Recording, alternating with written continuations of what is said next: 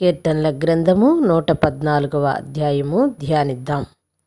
ఐగుప్తులో నుండి ఇశ్రాయేలు అన్య భాషల గల జనులలో నుండి యాకోబు బయలువెళ్ళినప్పుడు యోధా ఆయనకు పరిశుద్ధ స్థలమాయెను, ఇశ్రాయేలు ఆయనకు రాజ్యమాయెను. సముద్రము దాన్ని చూచి పారిపోయెను, యొర్దాను నది వెనుకకు మళ్ళెను. కొండలు పొట్టేళ్ల వలెను, గుట్టలు గొర్రెపిల్లల వలెను గంతులు వేసెను.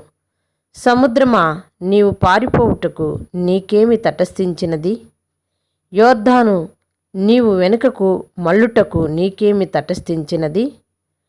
కొండలారా, మీరు పొట్టేళ్ల వలెను, గుట్టలారా, మీరు గొర్రెపిల్లల వలెను గంతులు వేయుటకు మీకేమి సంభవించినది? భూమి ప్రభు సన్నిధిని, యాకోబు దేవుని సన్నిధిని వణుకుము. ఆయన బండను నీటి మడుగ్గాను, చెకుముకి రాతి బండను నీటి ఊటగాను చేయువాడు. ఆమేన్.